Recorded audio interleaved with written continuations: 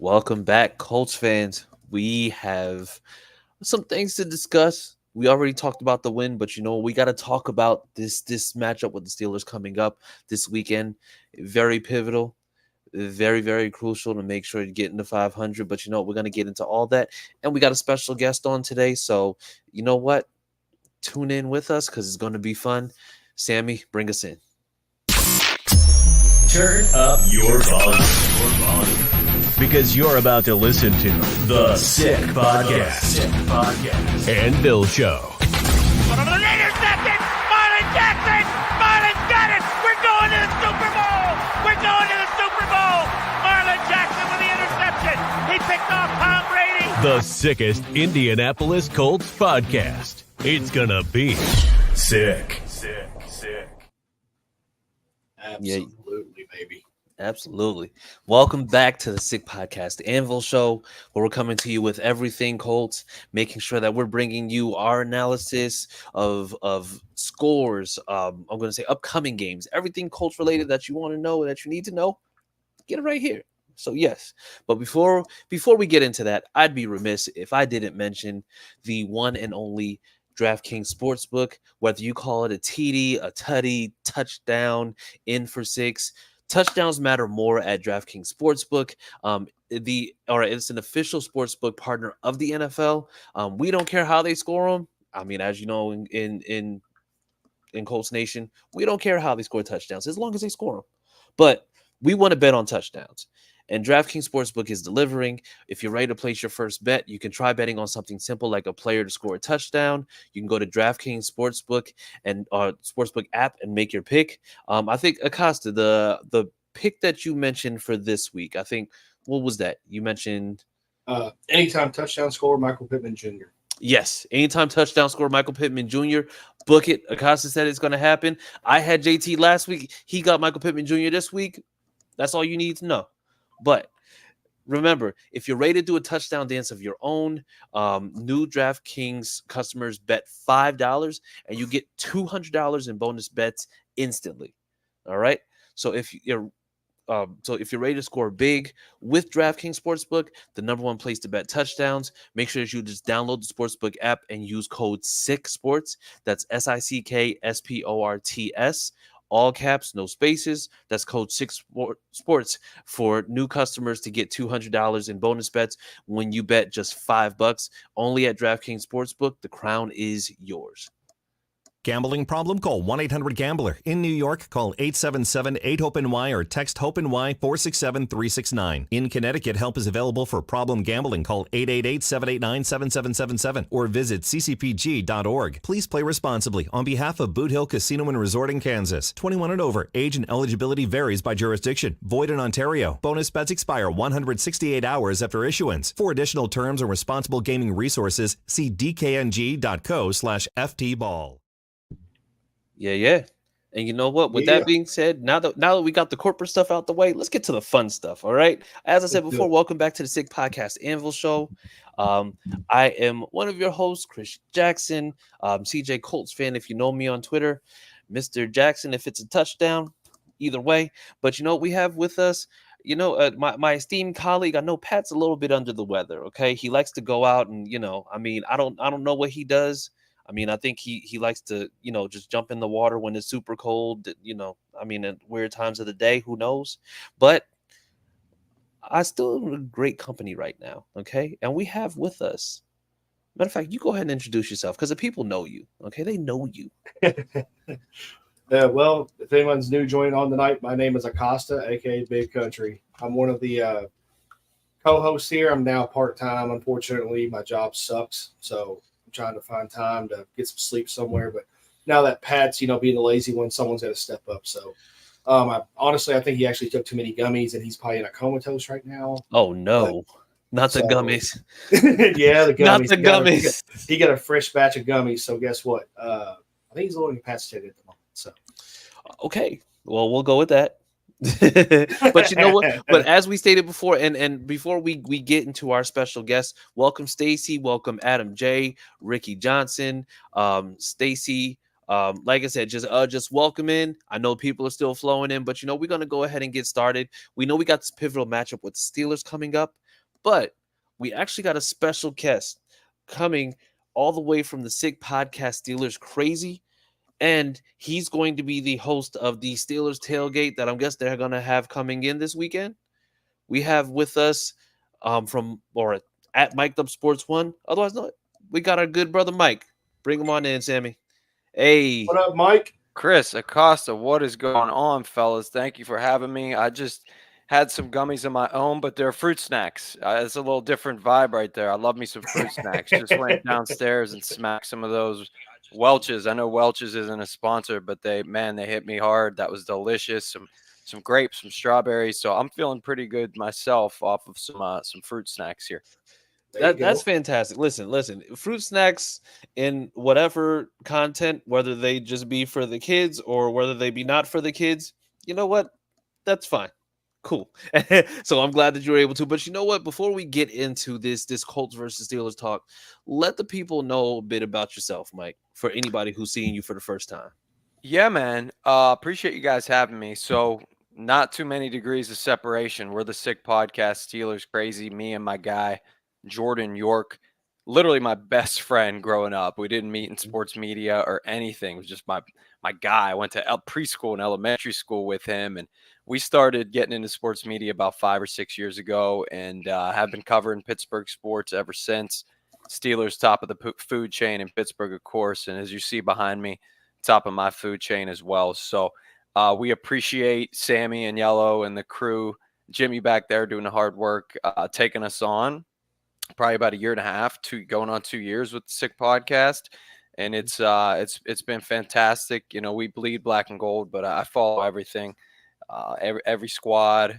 You know, I'm locked in on Red Zone. I got my Sunday NFL ticket over here pretty much every Sunday. So I'm an addict, man, injected into my veins. Thank you so much for giving me the opportunity to talk about myself a little bit, but I'm ready to talk about Steelers Colts because my guy Acosta definitely forgot about Joey Porter Jr. Island when mentioning Michael Pittman was going to score that anytime touchdown. So I had to hold back a little bit here off of camera. I almost shut it down and said maybe I'll join him another time.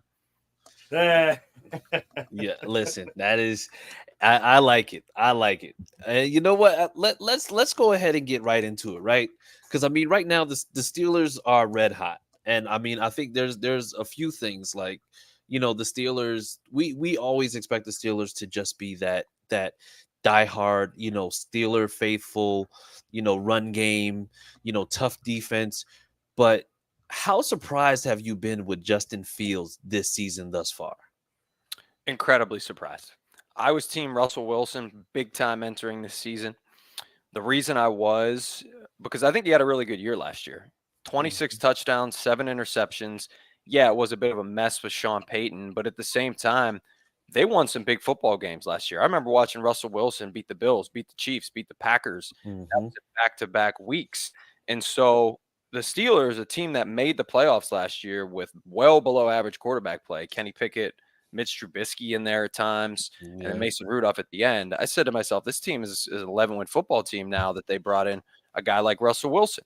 And I thought you could not go from Russell Wilson to Justin Fields because I wanted some pressure off of Justin Fields' shoulders for once, right? Yeah. Like him in Chicago every year, every damn game. Is this guy going to screw it up? Are the Bears going to screw him up? Got to live up to that first round draft pick hype.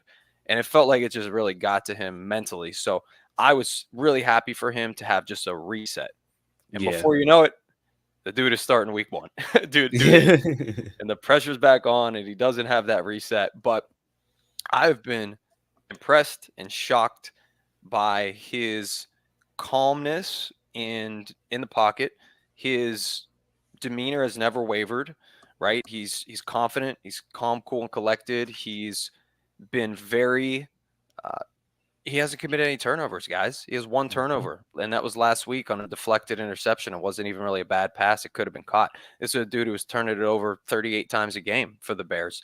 So what the Steelers have doing right now, they've reined him in a little bit, but at the same time, he is managing the game. He's been extremely accurate. He's made plays with his feet when need be, and most importantly, he's 3-0. So I've been incredibly impressed. It's a whole new Justin Fields, and even if Russell Wilson gets healthy soon, I am team Fields all the way. Pro Fields. I've switched completely on that. Okay. Justin Fields.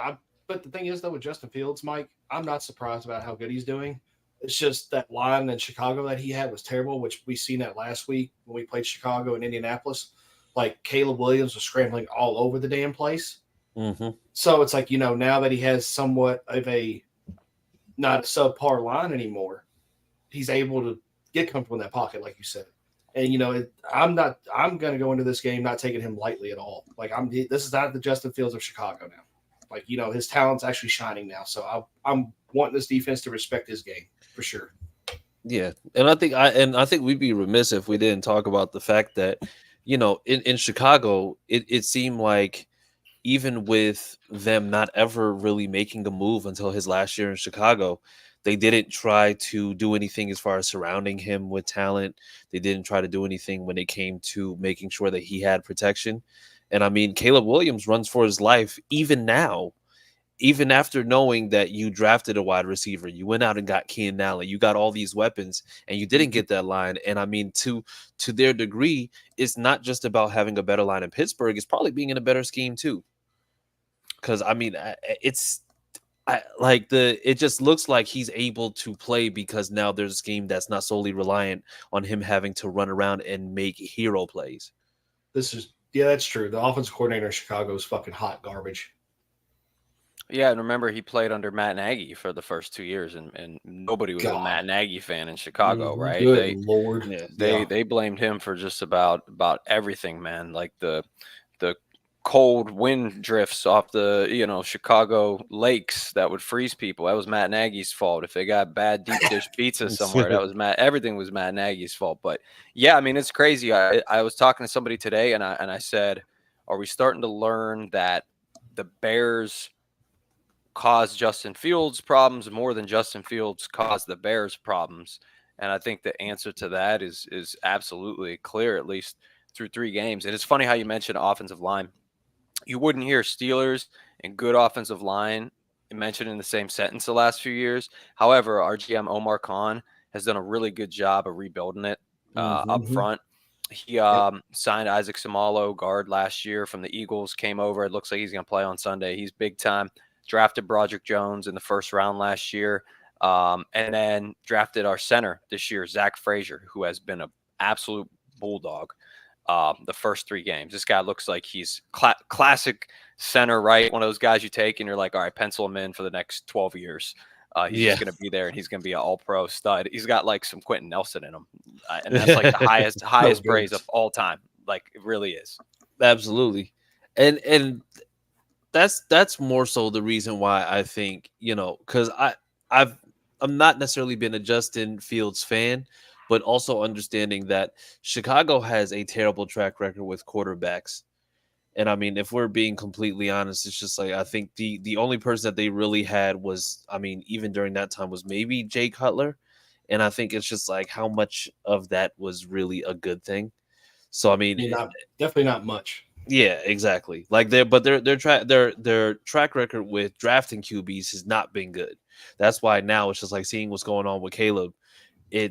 I'm not saying that he's going to be bad, because I think that he could be a good QB, but I mean, whatever's going to happen out there now, it's just like, it's going to set them back. But we're not here to talk about the Bears because we beat them. We're here to talk about how this Steelers matchup is going to go. So, and the thing is, this is going to be, first we're going to talk about like the offense.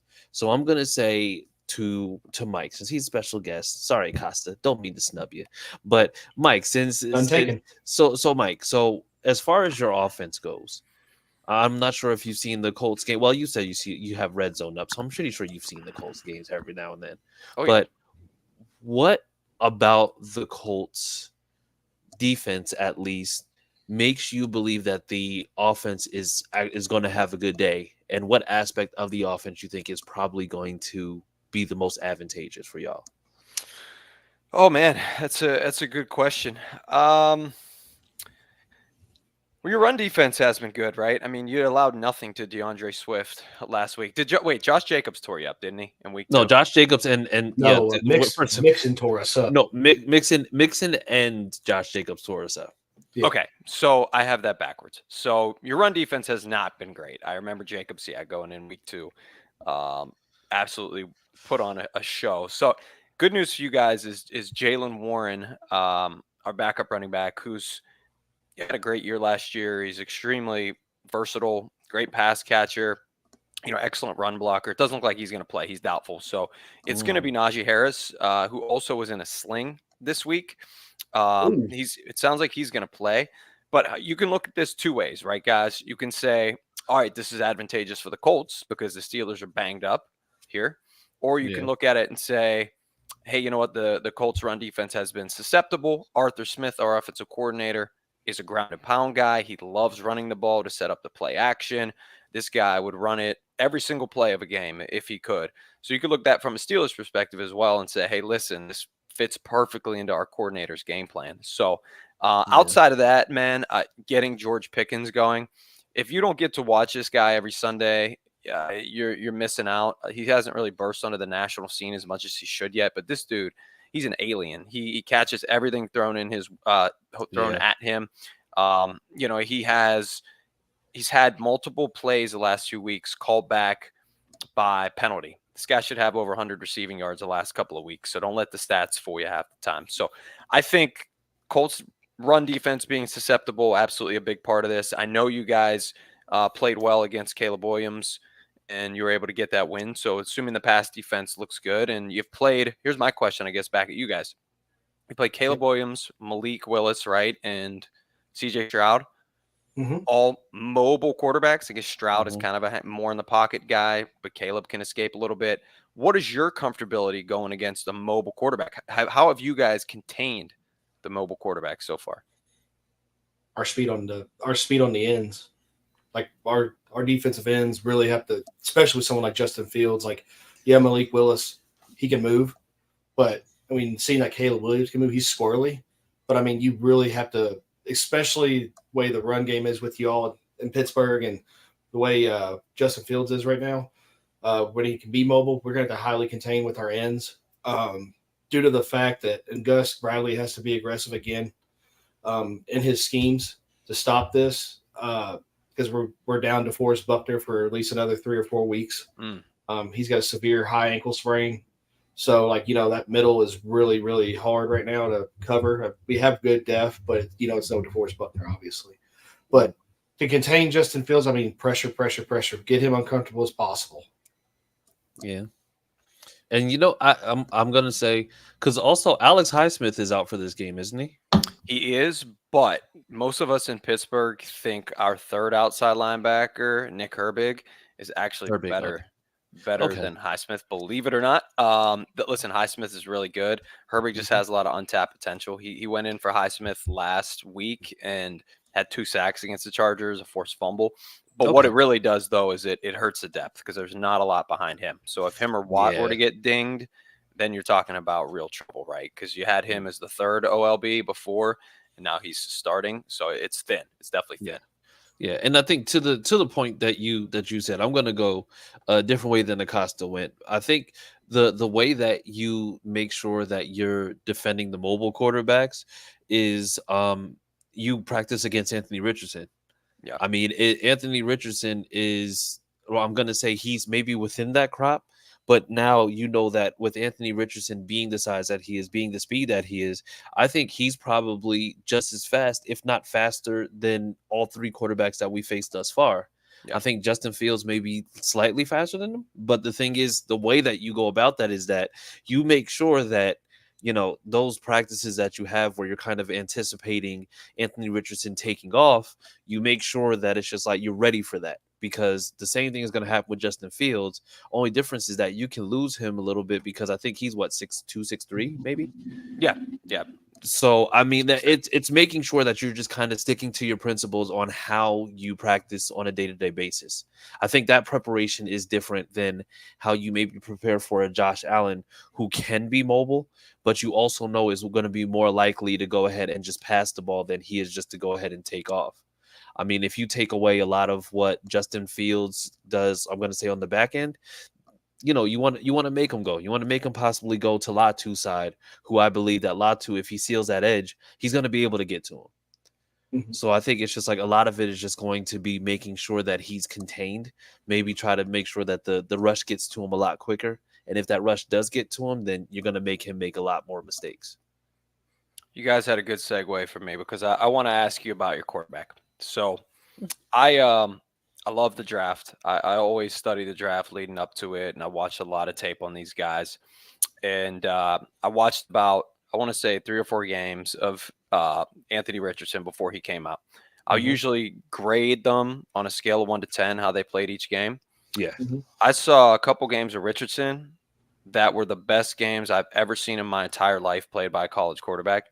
And then I saw a couple games of Richardson that were probably the worst games of my entire life that I've ever seen played by a college quarterback. And I was like, how the heck do you evaluate this guy?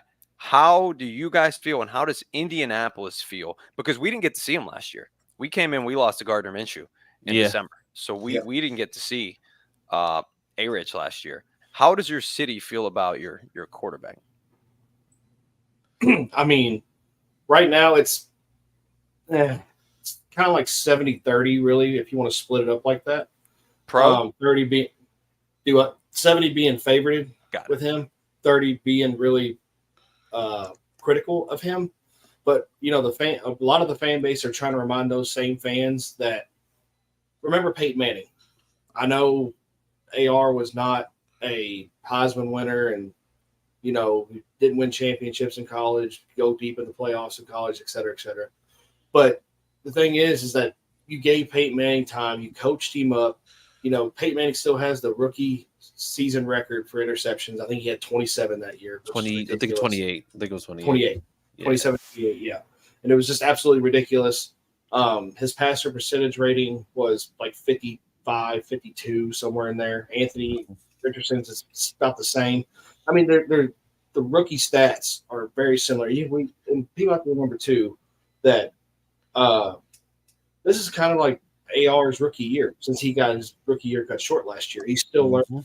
He's got to be molded. And honestly, I think most of the fan base can agree with this, that he's got one of the best coaches behind him in Shane Steichen to coach him up. And give him that confidence that he needs. That's all he has to do is just get his confidence in there. He wants to do better. He's determined to get better. He's got that mindset of wanting to be the best. And that's all you really need if you want to continue to get better. And he will. It's just going to take a little bit of time. Everybody's impatient right now because of the quarterback situation we've had in Indianapolis for the past, close to 10 years now, with Andrew Luck retiring and everything. So I'm just excited. They're getting disappointed too quickly.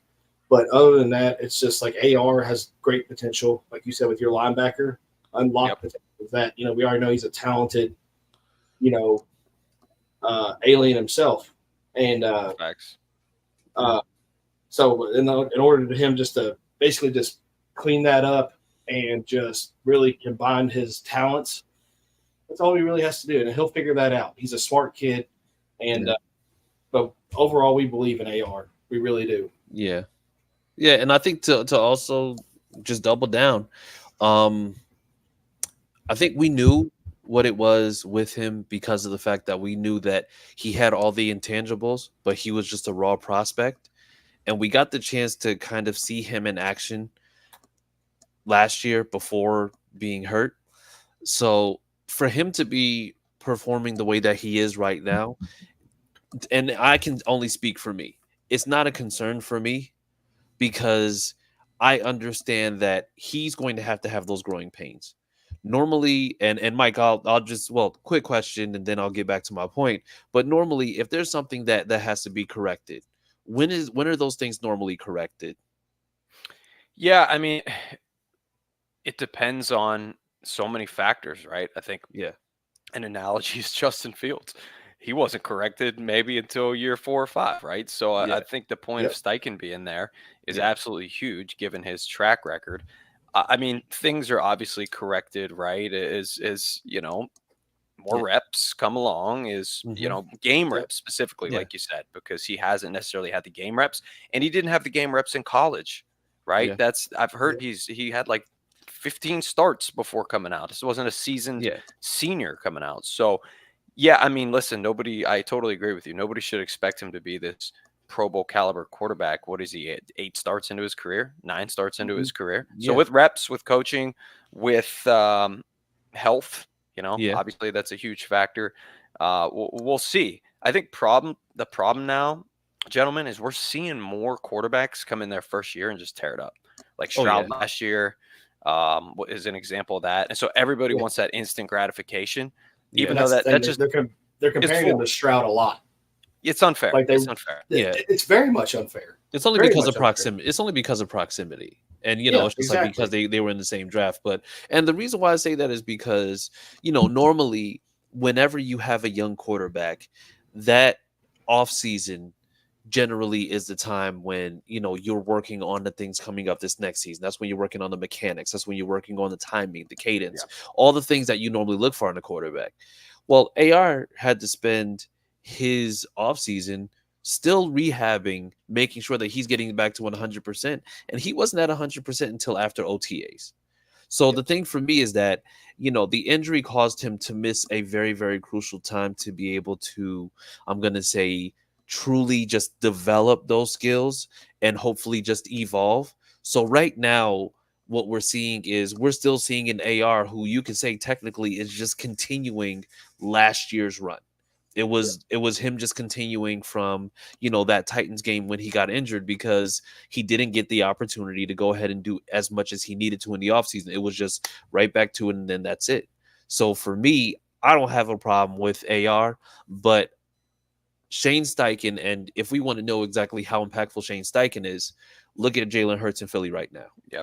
Jalen Hurts doesn't look anything like he did 2 years ago when he was in MVP talks. That whole offense don't even look He's the leading same. the league in turnovers. I mean, the last 17 games. Exactly. And that's all the more reason why I know that AR is in good hand because Shane Steichen has continuously done this. And mind you, this is the same Shane Steichen that coached up Justin Herbert in his rookie year and then Jalen Hurts. And, like I said, Justin Herbert, he's a good quarterback. But I mean, has he really been really back to that offensive rookie of the year form? I mean, honestly, in my honest opinion, if you want to get on him for a quick, he's just Phillip Rivers incarnate, if you ask me. He's going to be consistent, but he really ain't going to go anywhere. With a bigger arm, of course. Yeah. I mean, he's not shot putting the ball. He's got better mechanics. This is also true. This is also true. But we're not going to talk about Indianapolis Colts legend Phillip Rivers, so we're not going to do that. Oh, easy now. So then moving over, and you know what? Matter of fact, before we go any further, we do have to make sure we pay some bills. Acosta, will you take this one for me? I will. Guys, if you have not checked out our guys and gals at Homage yet, please do. They have great apparel. As you can see, I got one of their shirts on right now. They have every NFL team, a lot of MLB teams, NBA teams, but not only that. But if you love nostalgia like I do, especially if you're a 90s kid, they got all of that, man. They got Friends stuff. They got Ren and Stimpy stuff. They got Rocko's Modern Life stuff. They have it all. I mean, they have it all. And the quality of their shirts is amazing. I feel like I'm wearing a pajama top right now. It's so comfortable. It almost wants to put me to sleep, honestly. But anyway, these shirts are amazing. So they specialize in ultra comfy, high quality, looks reppy, sports, pop culture, and more. Legendary moments. I mean, they got it all, guys. They got it all. And if you want to really step up your styling game, hit up Homage. If you want to learn more about Homage, the link will be in the description below. Just hit them up, guys. Really great people, great clothes, and can't ask for nothing better than that. All right. You look good. You feel good. There you go. And so with that being said, now we're going to move over to the defensive side. And, same thing, blanket question. What about your defense do you think is going to be the key to making sure that you slow down the opposition's offense? And we'll go back with you again, Mike. Sure. I mean, through 3 games, they're on an historic pace. Right now, we have allowed 10 points week 1 to Atlanta. We allowed I think we're at like 8 points per game total right now. And it's not like we've been playing complete slouches, right? We did play Herbert last week. We did play Kirk Cousins in week 1. Granted, they were getting healthy. And then Denver, we gave up 6 points to them in week 2. Listen, they got Bo Nix at quarterback. They're starting a rookie, but they put up 27 in Tampa last week. Like, you just never know in the NFL. It's obviously a fluid week-to-week situation. But our defense is capable of winning any game. Doesn't matter where you play it. Doesn't matter who you play it against. Could be in Brazil. Could be in Canada up with Sammy and Agnello. They could take over a game, and you don't even need to throw an offense on the field half the time, and they could win a game potentially on defense. Obviously, you have TJ Watt, my personal opinion, the best defensive player in the league. Tony Romo called him the modern-day Lawrence Taylor last weekend. This guy is unstoppable. You got to chip him at the line of scrimmage, or he is going to pressure Anthony Richardson all day. Defensive line is exceptional. You got the old man Cam Hayward, who's still playing at a high level. He got a new contract. Larry Ogunjobi, very good piece as well. And Keanu Benton, who's coming on. Against the run this year, phenomenal. So the Jonathan Taylor matchup, because JT, I know, is going for his 3rd straight 100-yard game in a row, is the big matchup to watch. That is the absolute key. And then Patrick Queen, guys. I mean, you add Patrick Queen to an already elite defense, put him in middle linebacker, you steal him from the Ravens. And there's no question in my mind this is a top 5 defense. I'm interested to see them go against a quarterback with mobility like A-Rich, right? Because Cousins, Herbert on a bad ankle, and Bo Nix, obviously none of those guys are moving like Anthony Richardson. No, absolutely not. So that it has been something in the past that's plagued them a little bit. I'm interested to see how they play against a guy with those type of versatile capabilities. But our back end, Minkah Fitzpatrick, one of the best ball hawks in the NFL. Deshaun Elliott was a free agent signing to the Steelers this past season, coming over from the Dolphins. He's a big hitter. He plays near the line of scrimmage, so Minkah can kind of hang out in center field. The defense, guys, like I said when I started this, I have no worries about them whatsoever. They propelled Kenny Pickett and Mason Rudolph and Mitch Trubisky to the playoffs last year. They are big time. If we get good quarterback play, we're going to win a lot of games. So I'm interested to see JT versus the defensive line for sure. Okay. What about you, Acosta? You go ahead. I mean, me personally, I think you establish a run early. I mean, the O-line is playing out of its mind right now. So, I mean, I'm not saying that they're going to necessarily just like win the battle in the trenches, by a long shot. But what I am going to say is that if you set the tone with the run early, that's going to open up the RPO potentially. That's also going to open up the play action. I feel like last week was the first time that we've seen them effectively use the run the way that it's supposed to. And I mean, they did. And then JT had 110 rushing yards, and he had like 20 yards catching out the backfield. So, if you set the pace early with the run, I think that's when you start to make them have to kind of play on their toes. If you come out the way that we have with, trying to pass the ball, trying to go heavy on the pass, they're going to make sure that they play us a little bit too close. And if they play us a little bit too close when it comes to the pass, you end up making it so that, you kind of get AR possibly a little bit rattled to begin with. So I think that the biggest takeaway for me, at least in this game, is going to be making sure that you just get JT going early. Give him the ball, give him his carries, let him go ahead and set that tone, so that this way him and AR can go ahead and just open up the rest of that offense the way they're supposed to. We know our O-line is going to do what they need to do, and I have no doubt that they're going to be able to, I'm going to say handle their end, but the rest of the offense is just going to have to just make sure they're just playing no nonsense, and Shane Steichen isn't out here, trying to make AR play hero ball. Absolutely. I mean, I couldn't agree more. I mean, what I hear when you say that, Chris, is impose your will early. Impose your will, get physical, especially in the trenches. We have to make a statement in the trenches in this game. Obviously, everybody knows the Steelers and the Colts go back very long time ago. They've always been a great rival for each other, even though it's not really mentioned as a rivalry. I consider them a rivalry. They just have history. So it's just, the way Mike was talking about their defense, we cannot take these guys lightly. You have to come out aggressive. I agree. You have to start off running the ball, running it hard. Then eventually, hopefully toward late the second quarter, into the second half, it really opens up the pass a whole lot more. We can just start ripping them apart. They get tired. Mm-hmm. AR, starts getting a little bit more consistent, which that's just the hope, and maybe open up that RPO playbook a little bit. You know what I mean? Just keep them guessing. As talented as this Steelers defense is, I think we're just going to have to keep them guessing a lot. We're going to have to keep them on their toes, keep them honest, really keep them honest. And Shane Steichen's just really going to dig in that playbook this week. I mean, they're undefeated for a reason. They're nothing to joke around about. So we really just got to get serious, get physical, impose will, just good, hard-nosed football going into this game in the beginning of it. Yeah. Yeah, no, absolutely. And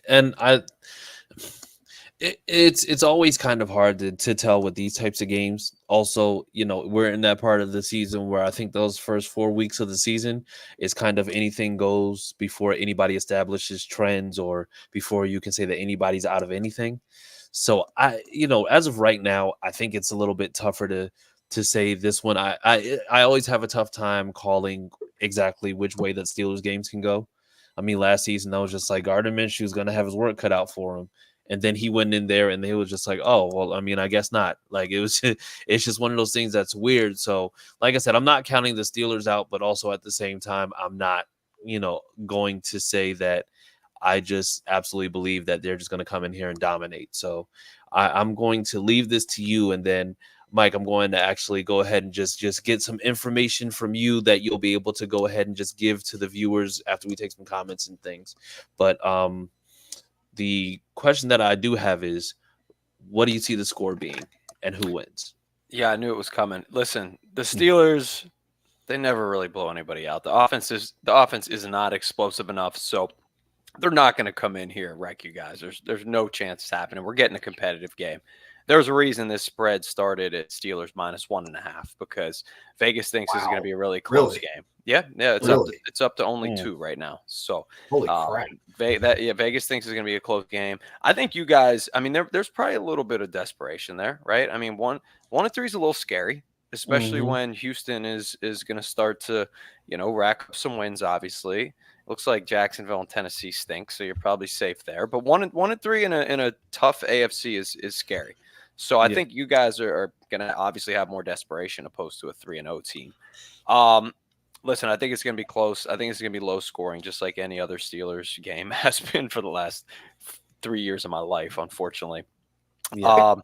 I think the Steelers defense will ultimately force Anthony Richardson into one bad turnover that flips the script, sort of like the interception he had last week in the end zone against the Bears. I'm a big A-Rich believer, but I still think he's going to have a couple more growing pains before he's seasoned. And I think this Steelers defense is good enough to disguise some things, to, be able to really rattle a young guy, given the fact that what they've done over the past 3 weeks and late into last season. So listen, I'm going to go Steelers 17, Colts 16.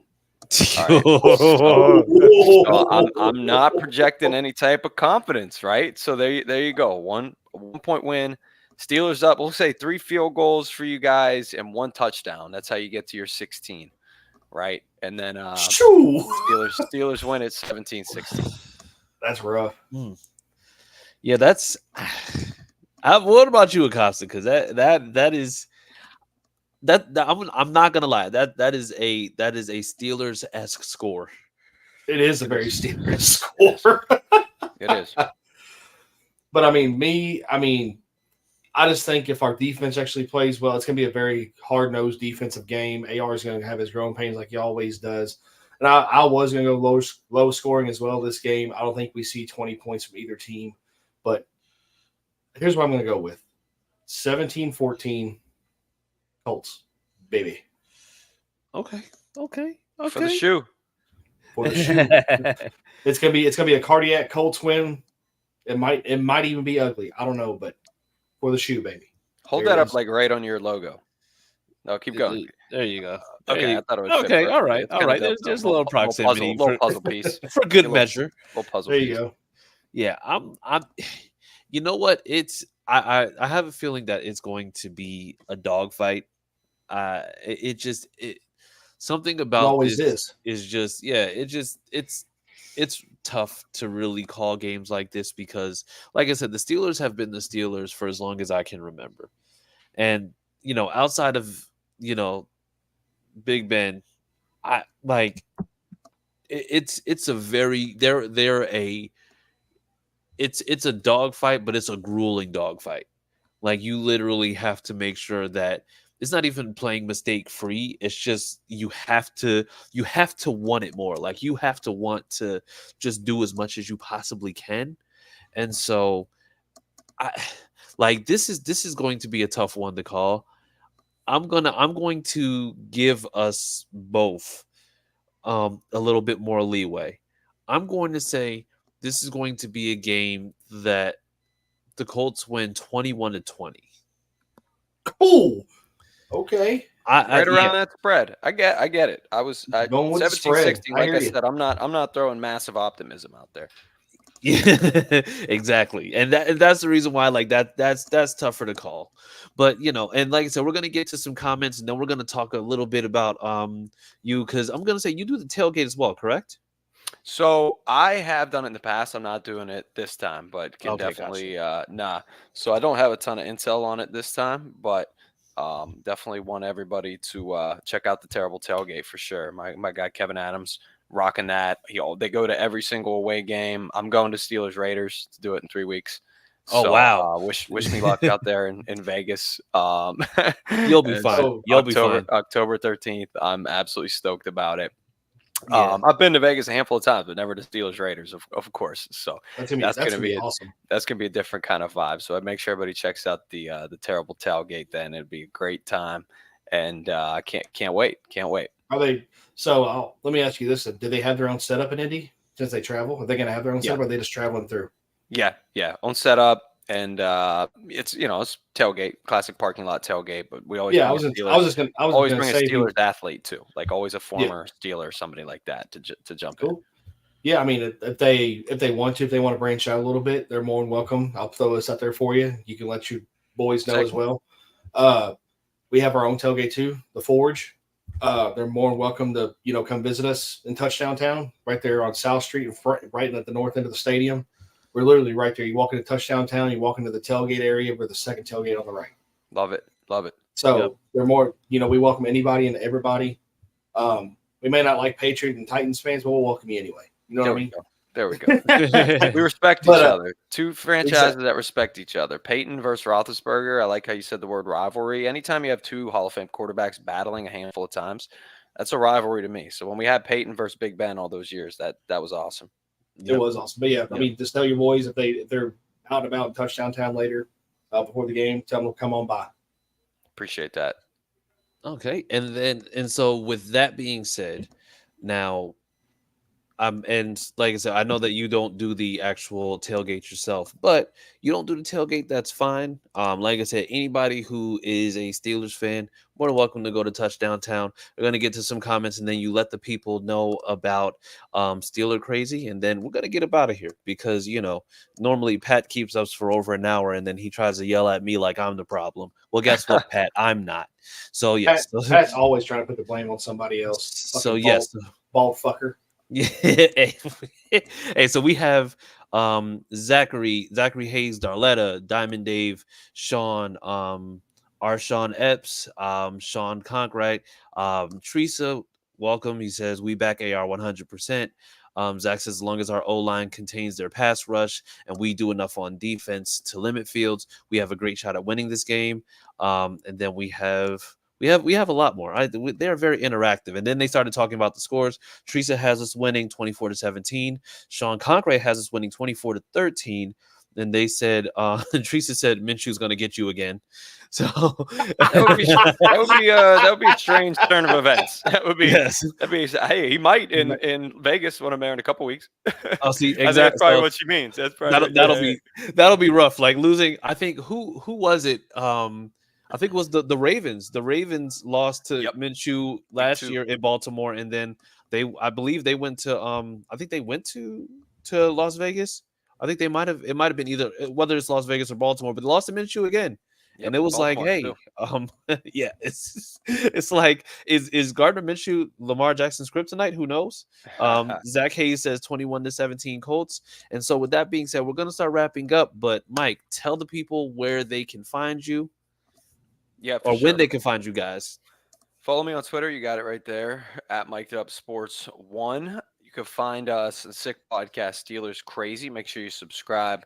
Tuesdays and Thursdays, we're generally recording. Have a lot of athletes on the show. We're lucky to be blessed with some Steelers every once in a while that will hang out and kick it with us. So make sure you check out some former episodes. Also, contribute to Bleacher Report every now and then. Write for BehindTheSteelCurtain.com. So check out the Twitter. You'll see in my bio all that good stuff right there. And you'll see if I change my prediction before Sunday. I have a habit of doing that. I get clowned a lot for it. But I'm going to try and stick to 17-16 Steelers. Although nothing's ever set in stone. Things change, guys. It's fluid. Who knows, right? It could learn that somebody's not playing that you thought was playing, or something of that nature, right? So I'm going to try and stick to it because I'm on record. I'm on video. But it should be interesting. This is always how these podcasts go. The Colts side picked the Colts, the Steelers side picked the Steelers. So, we got bragging rights on the line. I mean, except if you're Clyde, because like he had this thing last year that when he picked actually against us, we were winning until that wasn't happening anymore. Yeah. And then we told him to shut up. So Rightfully so. Rightfully so. It's good stuff. But yeah, so with that being said, like I said, Mike, thank you once again for joining us. Hopefully everybody walks out of that game healthy, no injuries. And with the Colts one, I know you're not going to agree to that, but we're completely fine with that. So either way, that's fine. But with that being said, people, we will see you next week, next Tuesday, 7:15 Eastern, 6:15 Central. And so with that being said, thank you for watching the Sick Podcast Anvil Show. Sammy, take us out. And that's a wrap. Hope you don't miss us too much until next time. Follow the Sick Podcast Anvil Show on YouTube, Instagram, Facebook, Google Play, and Apple Podcasts.